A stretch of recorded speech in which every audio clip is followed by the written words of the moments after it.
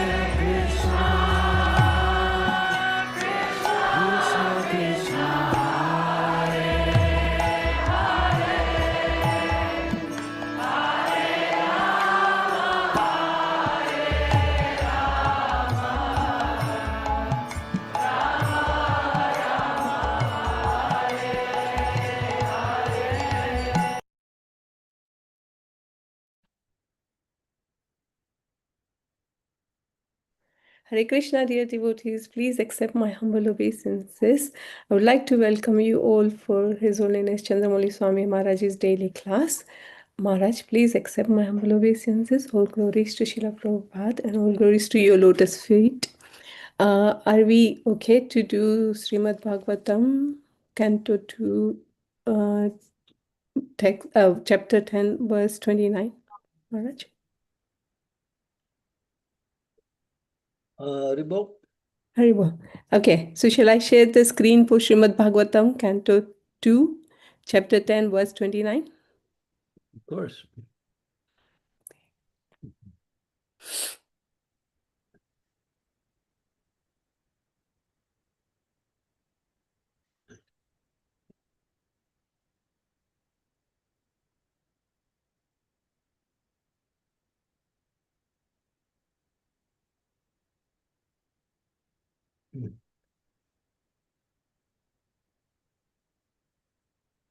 Can you see that? Om Namo Bhagavate Vasudevaya. Om Namo Bhagavate Vasudevaya. Om Namo Bhagavate Vasudevaya. Aditsur Anaprananam Asam Kuks Yantra Nadayaha Nadhya Samudras Chatasyo Tusti Pusti Tad Asraye. When there was a desire to have food and drink, the abdomen and the intestines, and also the arteries became manifested. Rivers and seas are the source of their sustenance and metabolism. Controlling deity of the intestines are the rivers, and those of the arteries, the seas. Fulfillment of the belly with food and drink is the cause of sustenance, and the metabolism of the food and drink replaces the waste of the body's energies. Therefore, the body's health is dependent on healthy actions of the intestines and the arteries. The rivers and the seas, being the controlling deity of the two, keep the intestines and the arteries in healthy order. Timidandasya Ganajana Salakaya Chaksun Militam Yena Tasmai Shri Gurave Namaha Nama Om Vishnu Padaya Krishna Prastaya Bhutale Srimakte Bhakti Vedanta Swamin Iti Namine Namaste Saraswati Deve Gauravani Pacharine Nirvisesa Sunyavadi Pastyatya Desatarine Vanchakalpa Tarubhischa Vipa Sindhu Pevacha Patitanam Pavanebhyo Vaishnavebhyo Namaho Namaha Jai Shri Krishna Chaitanya Prabhu Nityananda Sri Advaita Gadadhar Srivasadi Gaur Bhaktivinoda Hare Krishna Krishna Krishna Hare Hare Hare Rama Rama Rama Hare Hare.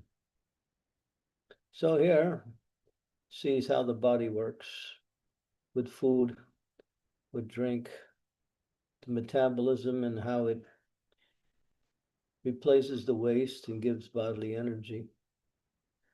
It says that if your stomach and belly is feeling indigestion, then go bathe in the river. Or at least walk into the river up to your chest. And that water from the outside will also affect the inside in a positive way and help relieve the bodily. Especially if you do it in the ocean, it's even more effective. The rivers, the oceans, and it says here, the rivers and the seas are the source of their sustenance and metabolism. So instead of going to the drugstore and buying all kinds of chemicals, which may give you a temporary relief and not fully fix the problem, Just go take a bath in the river or go to the ocean. I save you some money and it's much more enjoyable also. Of course, the winter time might be a little different, but we can see how everything is connected. A living entity in a conditional state is very much part of nature. And as nature has the supreme aspect, we have the subtle aspect, not subtle, but we have the junior aspect. In other words, we're connected to nature.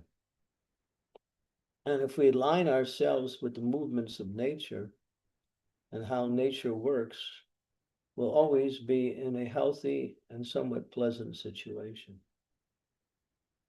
People today, especially today, don't live in line with nature.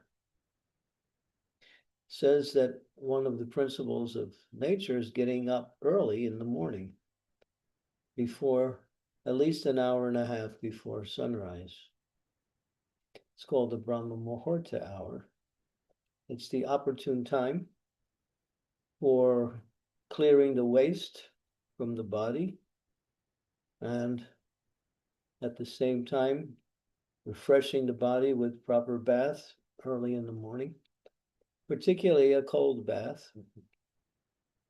To take a hot bath is maybe okay as you begin your bathing or your shower, but always end with cold water, cold as you can, because that destroys the contaminations that come by way of sleep, also gets rid of ghosts, demons, and various types of, what we say, uninvited entities. All of that's in Shastra also. Cold bath is actually one of the ways to stay healthy. Those who live in cold countries are generally healthier than those who live in warm climates, because it keeps down the amount of diseases, and then at the same time, it gives energy to the body. So these are just some tips that we can use. And getting up early in the morning is also important for our spiritual practice.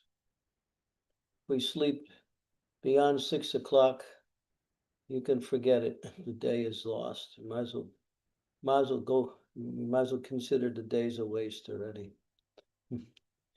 We should get up early. Even 6 o'clock is late. Devotees get up 3, 3:30, 4. Prabhupada said no later than 4. For devotees to get up in the morning. Of course, if we have late night programs and we're up very late, then it may be a little more difficult. But Prabhupada did make a statement. He said, if you go to bed at 10, get up at 4. If you go to bed at 12, get up at 4. If you go to bed at 2, get up at 4. He was just making a point to show that, we have to organize our day in such a way that we can rise early.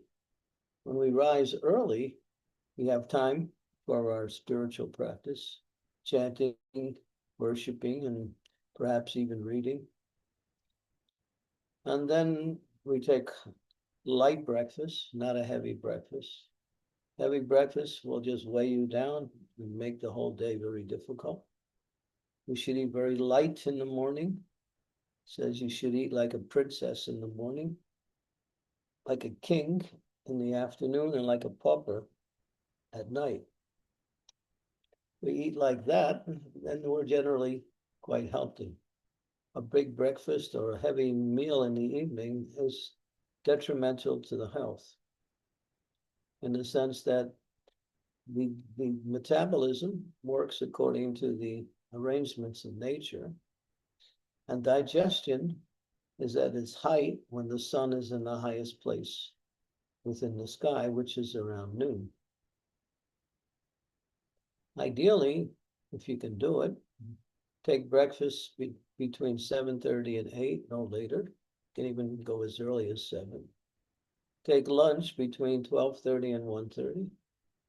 Evening meal, take about 6, 6:30, 7 at the latest. Leave yourself at least 2.5, 2 to 3 hours time for digestion before you take rest at night, and eat light at night.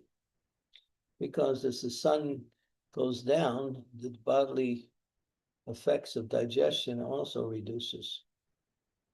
So living according to nature means to follow the laws of nature. And we are not, because we are independent, that means because we have a higher intelligence, we can choose to live according to nature or not. And we'll see the lifestyle of many, especially in the big cities. Like if you go to New York City, the activities of the conditioned souls, they start around 8 and 9 o'clock at night, and they'll go to 2 or 3 in the morning. For devotees who live in New York, it's very peaceful at 4 o'clock in the morning because everybody is just going to sleep between 2 and 4. They stay up all night, going to various types of entertainment, clubs, bars, liquor houses, even gambling houses. What to speak of, illicit sex, that's all. And people are just throwing their health away. And of course, they're committing sinful activities also. They're destroying their consciousness. And ultimately, they'll take birth in a lower species of life. In the next life, and have to be a dog or maybe even a cockroach or a pig, depending on what their eating habits are, or a camel. If you like to have sex a lot, then you'll take birth as a camel. And then because a camel likes to chew thorns, and when the camel chews the thorns, it cuts his tongue, and the thorns mixed with the blood of the camel makes the taste of thorns nice. So sex life seems to be nice, but it's like drinking your own blood. And then, of course, dogs. The dog is always trying to control every area that he lives in. And if another dog comes into his area, he barks. And then there is a territorial thing. Well, this is my country. This is your country. You don't have proper visa, passport. You can't enter.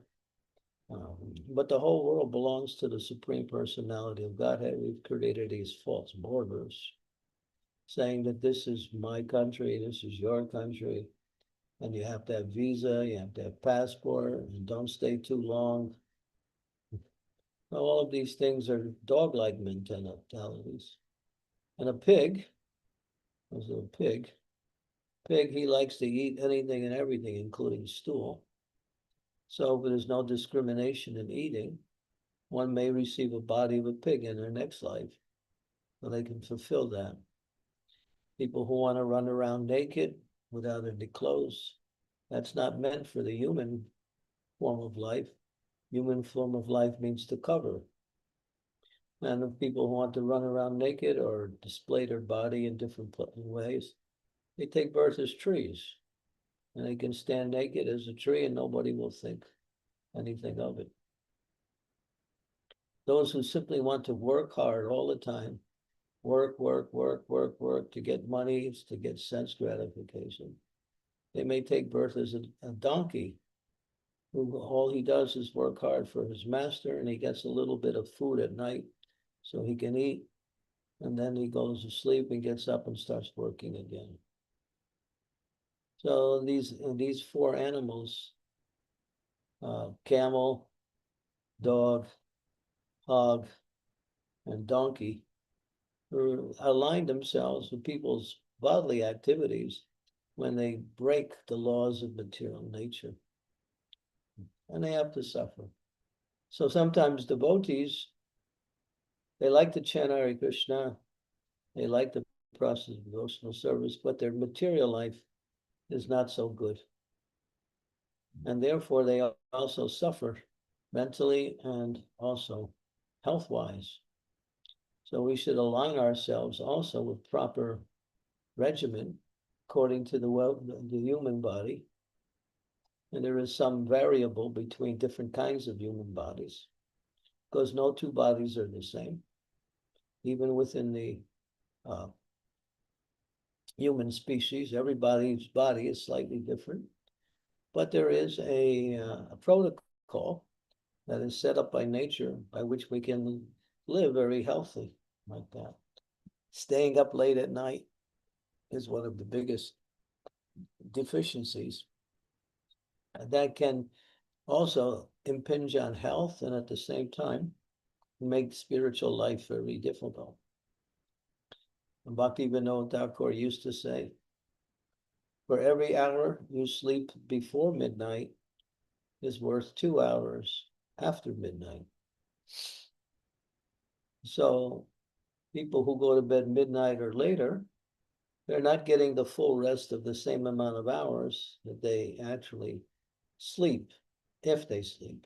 Other times they dream. It's restless because the ghosts and the spirits move throughout the atmosphere in the late night, and people are haunted by such personalities.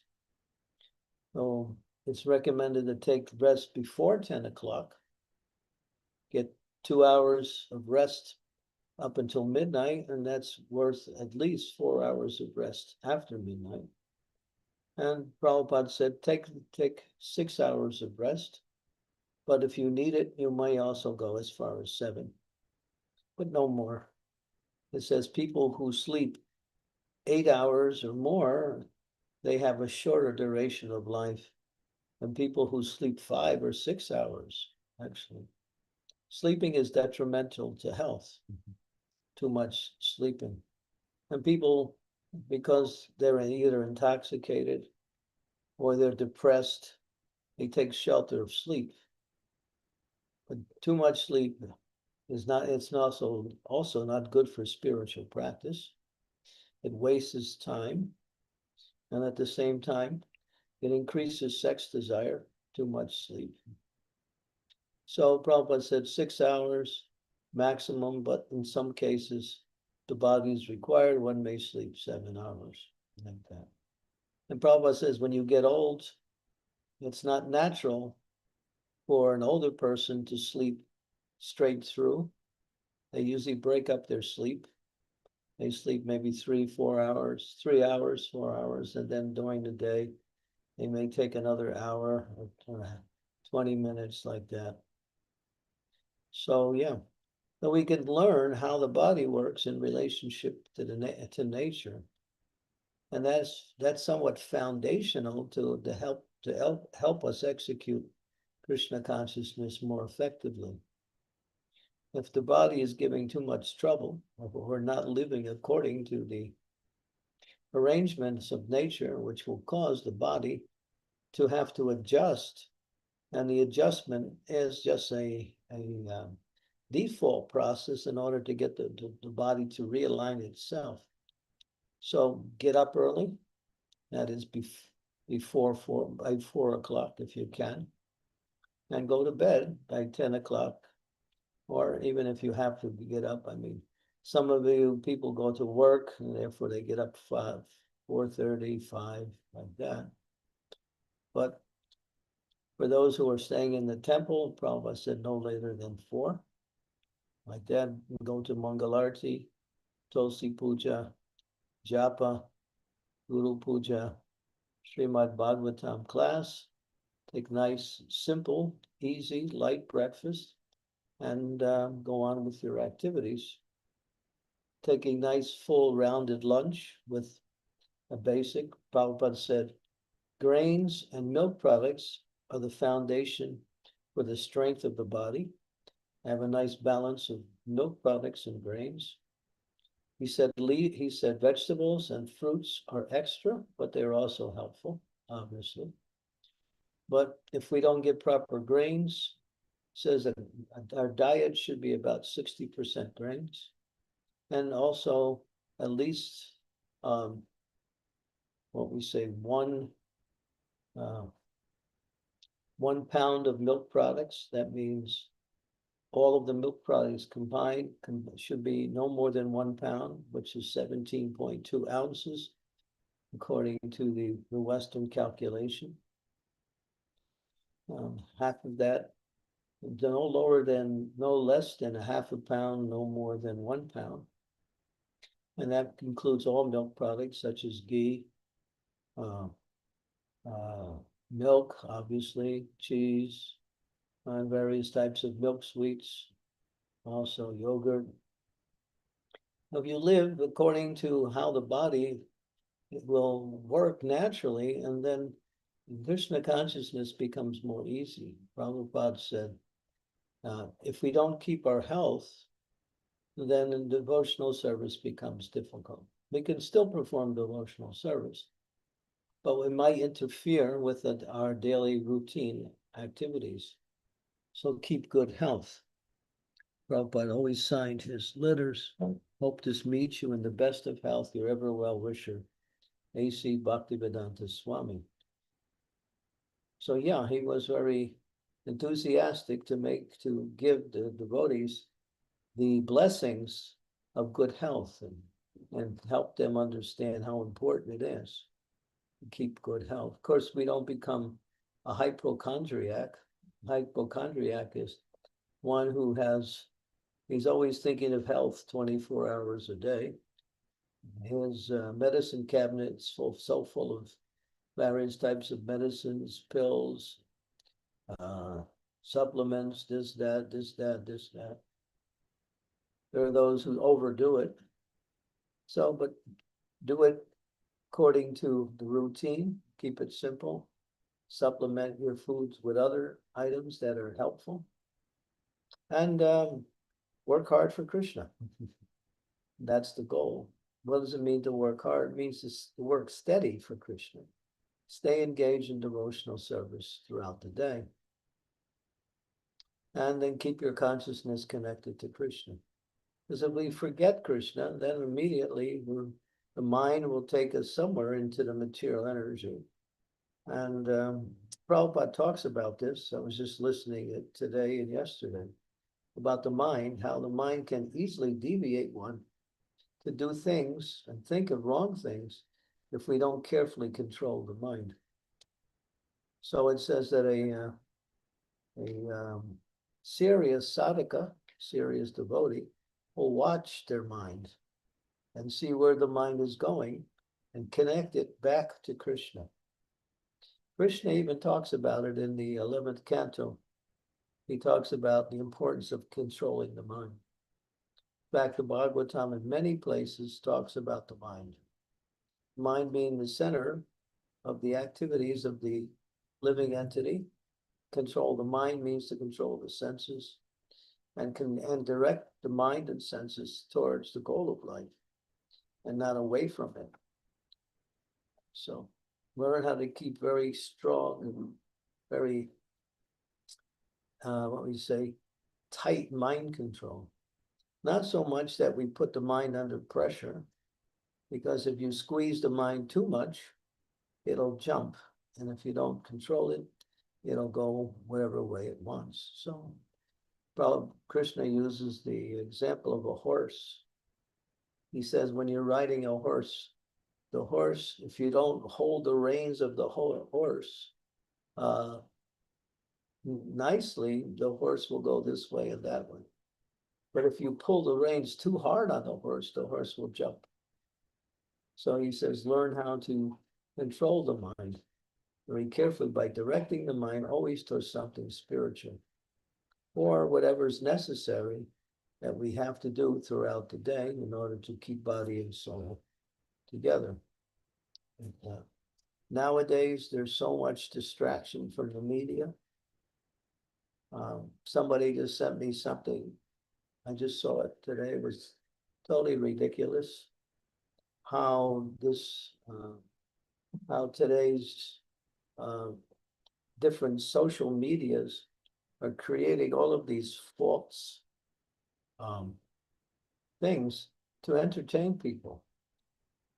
And they can do anything. They can take your picture and put your picture into a body of an animal, and then it looks like you. Or they can take your picture and connect it with something and then make it look like that's you're doing that. Or they do it with anything. Nowadays, the technology is so diversified, they can create these grand illusions that have no reality in practical existence. And they can implicate people, they can do things, they can control people's minds through these different medias. It's best you stay away from these social medias. They're not very, unless you can use your social media for preaching, Krishna consciousness, otherwise, don't try to put on your personal profile on the social media just to attract attention to yourself. That's another form of what we say false ego. It's a big form of false ego. You try to get people to hear about you so they appreciate you, and then you become popular in the what we call in the Akash, the greater outreach. So this is another type of danger that is really manifested in a very powerful way in this Kali Yuga. If you like to read books on Krishna consciousness, about Krishna. Don't read novels created by these people who they have a fertile brain and they have some intelligence and they create these false situations and they call them novels or various types of fiction. It's all Maya. It's Maya in the big sense. Keep your consciousness focused on Krishna. Eat nicely, not too much, not too little. Krishna says one who eats too much or eats too little, sleeps too much or sleeps too little, cannot perform the yoga system. After he says that, he says, one who is temperate means moderate, one who is temperate in eating, sleeping, working, and recreation can somehow or other perform the yoga system effectively. So moderation in the bodily activity. Sure. Will keep good health, both mentally and physically, and give the devotee the energy they need to stay nicely fixed throughout the day in activities of devotion to Krishna, which is ultimately the goal of life. And that should be our focus. We shouldn't perform devotional service just to get the activities done. We should be thinking, what is the goal? What is the goal of devotional service and how to reach that goal? The goal of devotional service is mentioned, Prema Pumartam Mahan, to develop love for the Supreme Personality of God. It is the goal of devotional service. But there are short-term goals also that we can adopt, such as let me perfect or let me develop the quality of my chanting more and more. Let me take more time to read and study the books and get a more working knowledge of this philosophy. So in any situation, if it's ever needed, I can understand how to act and what is happening through Shastric knowledge.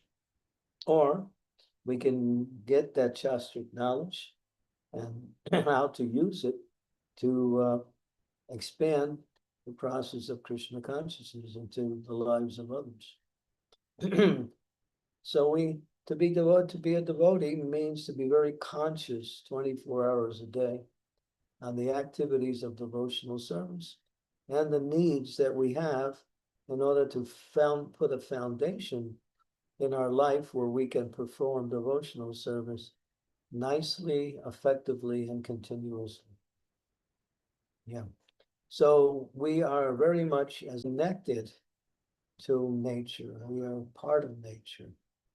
all of the lower species below the human forms of life, they work according to nature. They don't have independent desires. They eat, sleep, and do whatever they do according to the dictations of nature. But the human being has higher intelligence, and he can reject the organization given to him by nature and act independently and whimsically. So that's called misuse of one's intelligence. Use the intelligence to connect yourself with the process of devotional service and the foundation that is necessary in order to keep ourselves healthy and able to execute devotional service nicely. Yeah. It says this here, the body's health is dependent on the healthy actions of the intestines and the arteries. This is also part of Ayurvedic medicine. The intestines, when you digestion actually is the basis of the health of the body. If the digestion is working nicely, the body is usually healthy. And eating the proper food, not putting contaminated food into our bodies, and then it comes out in the form of the intestines. And sometimes it causes illnesses in the intestines. Sometimes that turns into cancer, and you get colon cancer, various types of intestinal types of cancer. The arteries, they're like the veins in the body. When the blood flows nicely in and out of the heart, then the heart is healthy and the body is also healthy. The arteries are very important. That's why we always check and see what is my blood pressure. If it's too high, then we have to adjust. If it's too low, we'd also make some adjustment.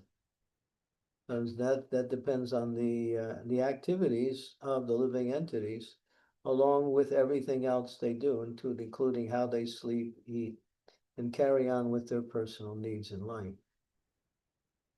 So Krishna consciousness is a holistic program. It's not simply just a spiritual program. It includes all of the activities of the living entity, even on the material level, but according to the arrangements of God by nature's dictations. We can't go outside of nature. If we do, there will be a reaction in the form of some suffering or some difficulty. Okay, so here's just a little bit of the holistic aspect of Krishna consciousness.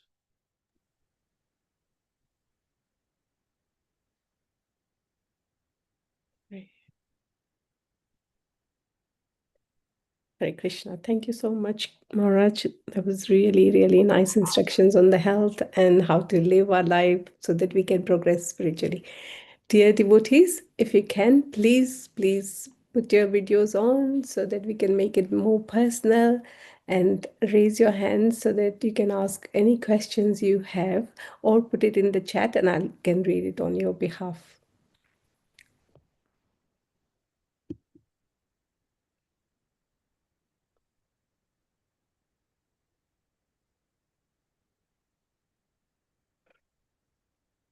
Yes, Sridevi Mataji, please go ahead. Thank you, Sukamaha. Dear Guru Maharaj, please accept my humble obeisances. All glories to Srila Prabhupada. In this lecture, you have emphasized several times how waking up early morning is so important for our health, not just spiritual health, but even our physical and mental health. It's in keeping with the circadian rhythm of the body, etc.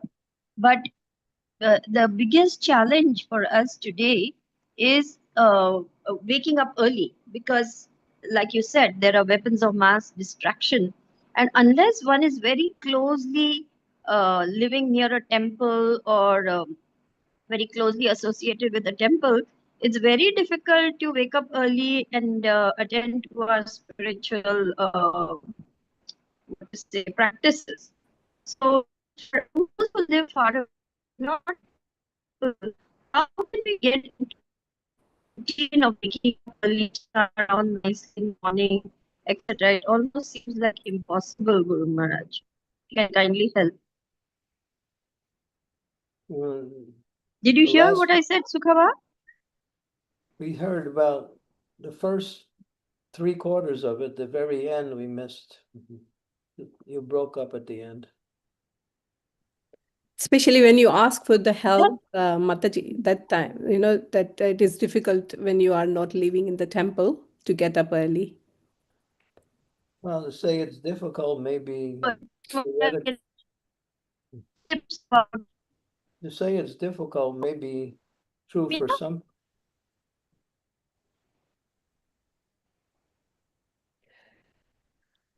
But you To can say it- try closing your video and see if it works, please.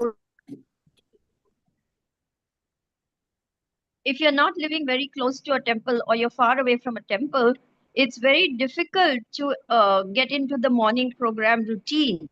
So how can we do that? If Guru Maharaj can kindly share some tips to help those of us who are not close to a temple or who live far away.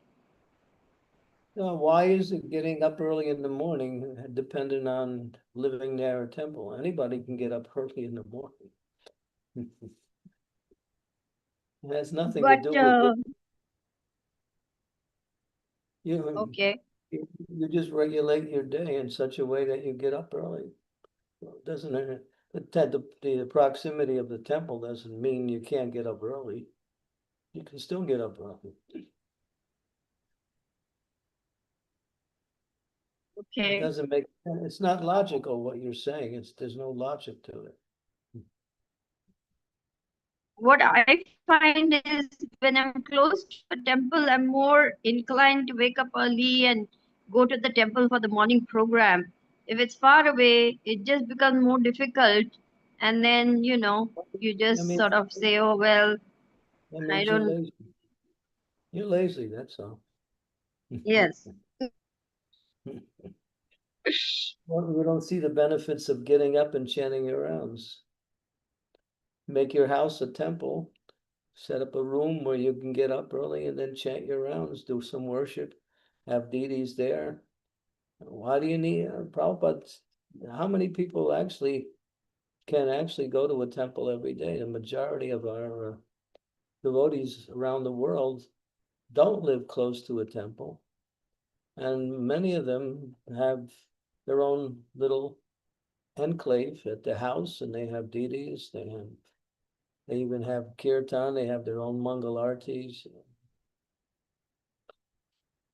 But if you live by yourself and then there is that tendency to get very unorganized so we don't recommend devotees living by themselves. They should live with someone, either a friend, they're married with family members or others.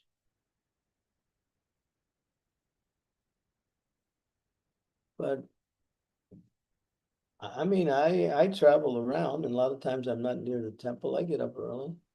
I can't sleep beyond a certain time in the morning. I'll automatically wake up. It's just the way it is. I've been accustomed to getting up early, and I can't change that. If I wake up late, I feel like, oh. But only when I wake up late is when I go to bed too late. Like if you go to bed after 12. Just like if you go to bed at 11 o'clock, now that's late. You can still sleep to 4:35. You still have 5.5, 6 hours. When you go to bed 12 o'clock, then that's a little bit, and then I explained how one doesn't rest completely if they go to bed after midnight. How much you eat at night, all of these things are all contributing to how you wake up in the morning. But even if you would set that clock, set 2 clocks before you go to bed. Set the external clock with the alarm and set the internal clock. You can set the internal clock. That clock will wake you up. You focus your mind on what time you want to get up, just when you lay down, when you take rest. Lay on your back, cross your legs at your ankles, and think. I want to get up at 4 o'clock. If you do that, that internal clock is set, and then you'll automatically wake up at 4, whether you're tired or not. So yeah, just learn these different principles on how you can maximize the activities of your life, such a way you don't become defeated by laziness or by situations.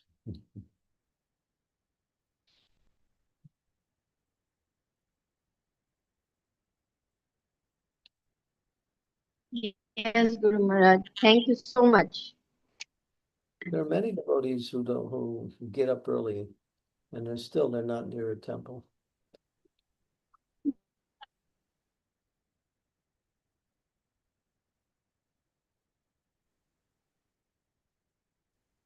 The University of Southern California did a survey on sleep. Said that the people who sleep 5.5 and 6 hours are more healthier than people who sleep 8 hours. And people who sleep 10 hours have a mortality rate of people who are obese. Yeah. Too much sleep is no good. It's like a curse.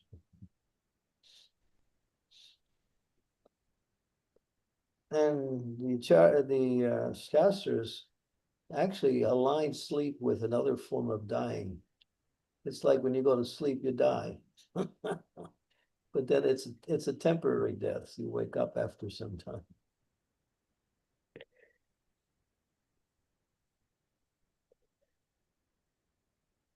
Thank you. Thank you, Maharaj. Is that good, Sridevi Mataji? That was a good question. Yeah, I'm thinking about what Guru Maharaj has said. Thank you.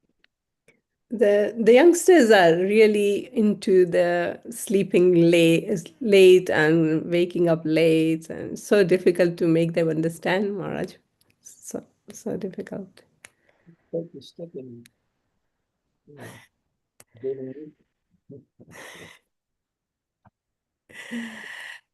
Thank you. Okay, Brajamandala Prabhu wants to say something. Prabhuji, do you want to unmute? Hare Krishna, Guru Maharaj. Please accept my humble obeisances. All glories to Srila Prabhupada, all glories to your lotus feet, and all glories to all the Vaishnavas. Hare Krishna. Gurudev, I just wanted to mention that in relation to a few points you've made, and I'll also mention on what Mataji just said about the social media aspect. We all have it on our phones, and my prayer and plea to all of the Vaishnavas present is, if you can delete a few social media apps, do it today. Do it now. Why? Because I did it not so long ago. I was in Mauritius, celebrating Srila Prabhupada's 50th anniversary of going there, and I had nothing, no phone, no nothing. And all I had was my Bhagavad Gita, my bead bag, and my service. And when I came back, I realized I don't need these things. And I've realized since I've been back, I have realized how much time I've wasted, how much it's affected my brain, how much it's now I'm able to now get up earlier and chant my rounds and chant them effectively. Now I want to discuss what Mataji was saying, that if we are looking at our phones, wasting our time, it's no good. It really, I'm just speaking for myself, it's just no good. And I realize that the demons are infiltrating through the social media into our brains. Yeah, their business is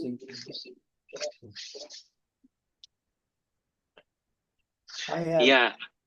there was a, Yes, somebody Guru sent Maharaj. one question, somebody asked Chat GPT. I still have it on my phone. They asked Chat GPT, if you were the devil, how would you work to make people forget God? How would you take people away from God? And if you listen to that, it's just like really insidious. It's not about telling people not to worship God or coming up with some philosophy. It's just distraction. That was the answer by GPT chat. Get people distracted where they have no time for God. With all kinds of useless and social media, this thing, this and that. And then there's no time. Even devotees find that also. They want more time for Krishna consciousness, but they're too much entangled with so many other things. They have not enough time for Krishna. Agreed, Gurudev. So Agreed. distraction is a number one enemy, a number one weapon of the demons to just distract them. That's all. Yeah, that's such a good example, actually. And again, I just found that it's the worst thing ever, especially in today's technology. And if we can just delete it, get rid of it, and don't succumb to it, you'll be happy. You'll think clearly. You know, I've just speaking from personal experience, Guru Maharaj, that And you have a life where you have experience show you what it's like without all these things, and then you get the realization. Yeah, that's the way correct. we used to live. So true. So true. Nowadays, mental health is one of the, it's the highest form of sickness in the world, mental health. Absolutely. Absolutely. As far as getting up early, what I tend to do works for me. I do set an alarm. I get into bed super early. I just get into bed early. But what I do to encourage myself is I think of when I was suffering. When I was suffering, or when previously, in when I was my younger youth, or when I've suffered, I remember that suffering, and that encourages me to get up early, because I think to myself, wow, I was really suffering heavily at that time in my life, and I'm never going back there again. So I'm going to get up at like 4:30 or 5 or whatever works for you. And it just works for me. You could give it a go to maybe meditate on that, but it works for me. Yeah, the energy of the earth works in a way that the mode of goodness is permanent in the early hours. The mode of passion is throughout the day, and the mode of ignorance is from sundown onward up until about 2 o'clock. Sometimes we divide it into 3. It's not an absolute. We say from 2 a.m. to 10 a.m. is mode of goodness, 10 a.m. to 6 p.m. mode of passion, 6 p.m. to 2 a.m. is the mode of. And you'll see people who, in the evening, they're very, very active in the evening. People are very active in the evening. There's a mode of passion, mode of ignorance. People keep trying to enjoy more and more. The mode of ignorance is very so. Yeah. And for devotees, if we want to be successful in our Krishna consciousness, chant early. That sets the foundation for the rest of the day. And you'll be equipped to deal with any challenges throughout the day when you have your rounds done nicely. And Prabhupada used to say, that if you haven't chanted 16 rounds, you should know that at any moment you can be victimized by the material energy. Like that vow of 16 rounds, we are getting the mercy of the spiritual master who has given us that instruction. So getting up early is good for chanting. And there's less distractions at that time. Thank you, Guru Maharaj. Because everything is quiet. Nobody's around. And it's so peaceful. I can just sit down and not have to worry about rushing my rounds because I got up late. You just chant very carefully. And then you have time to read when you finish your 16 rounds before you go out. Of course, in household life, you may have deities. You have time to take care of the deities also. Yeah, so true. Thank you so much. Thank you, Prabhu, for raising that very, very important point. We all agree with you completely. I have done the same what you have done, and I'm getting more time now for myself.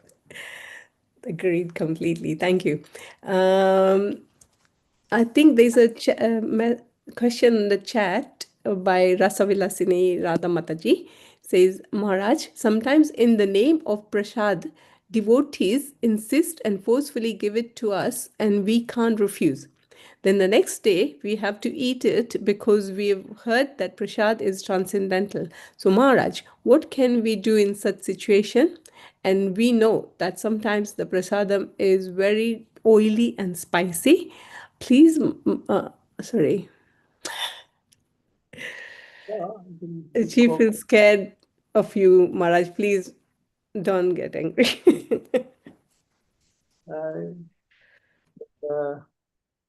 quote Srila Prabhupada. He said, "We eat to please ourselves, we dress to please others." We eat to please ourselves. You don't eat to please others, you eat to please yourself. But now there's been a social bombardment that you have to please others by accepting more and more of what they give you. I used to do that, but no more. Forget it. You can't do it. And nowadays you'll see people, they don't care how they look. They have purple hair and they got jeans with holes in them. And, you know, they walk around thinking that's cool. And you look like somebody who just got run over by a car or something. So we dress to please others. Oh, when someone is nicely dressed, or at least neatly dressed, that person is attractive.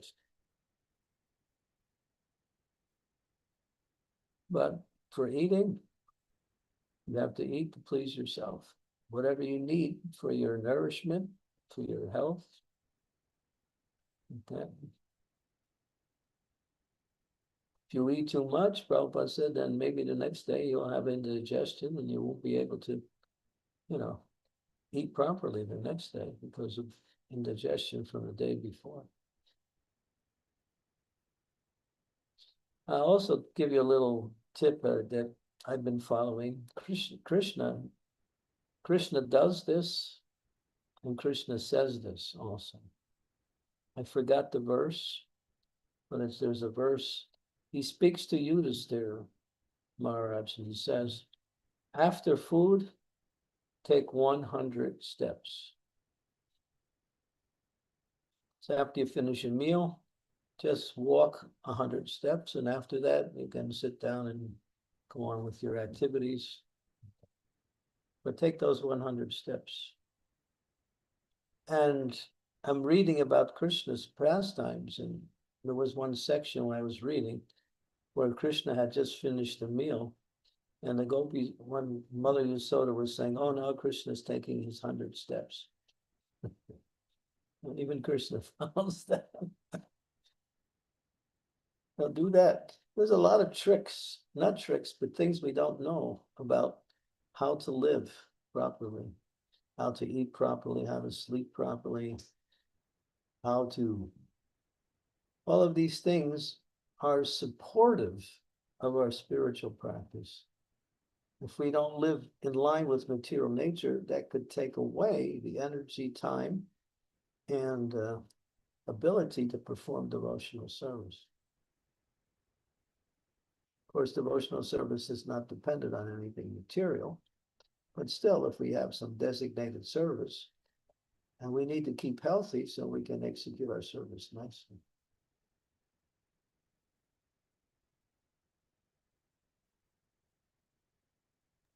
Thank you. Mataji says, thank you. Thank you so much, Maharaj. There is a question from Abhishek Dubey Prabhuji in the chat as well. Hare Krishna Maharaj, please accept my most humble obeisances. All glories to Srila Prabhupada. Maharaj, as you said about Purva Raga in yesterday's lecture, which says loving before even saw him. So when we got to Dham, then we feel the presence of Krishna. When we saw the places where Krishna performed his pastime, but after coming back to our native place, we not even feel that love for Krishna, which was there when we were in Dham. So how to keep that same love for Krishna? Bring the Dham with you. I was asked that question today also by one young man. He said, how can we keep this mood of coming to the Dham with us when we go back? I said, take notes while you're here, by the lectures and the experiences you have. And when you go back, talk to your friends and others, your experiences in coming to the Dham. That's good for you, and that's also good for them. And you have Krishna Katha.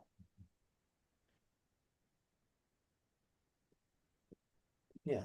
So don't make it a vacation. Make it an spiritually energizing experience, which you carry back with you, by keeping it somewhat alive by repeating your experiences to others, your friends, family members, those who couldn't come.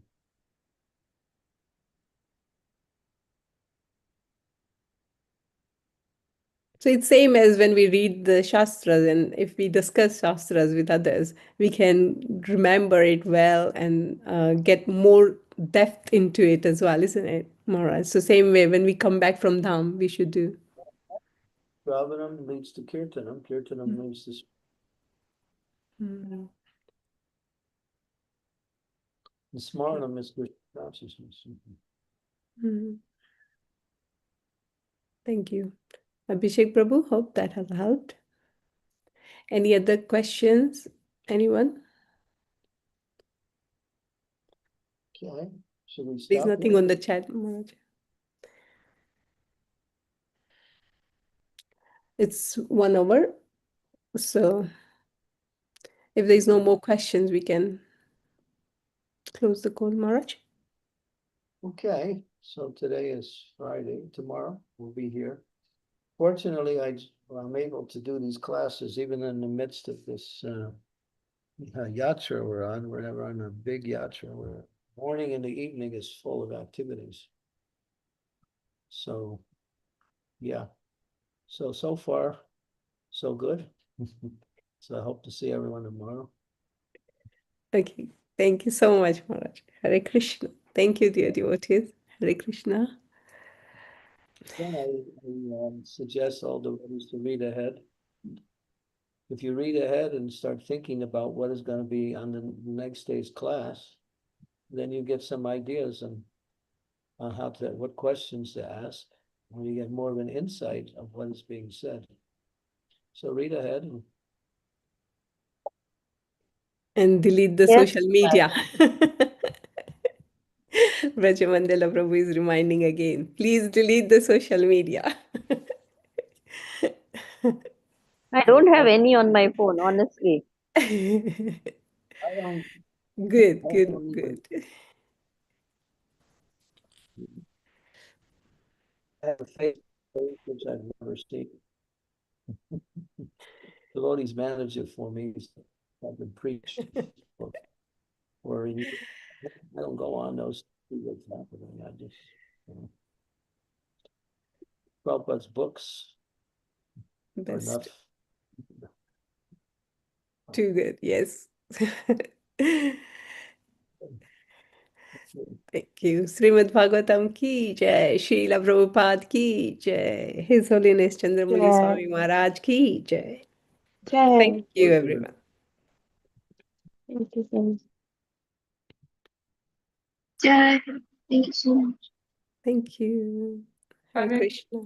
Thank you very much. Hare Krishna. Nice to see you, Mataji. Hari Bol. Hare Bol. Thank Hey, you. Parijata Mataji. Hare Krishna. Nice to see you, Susanna Mataji. Hare Krishna. Thank you, Mataji. Hare Krishna.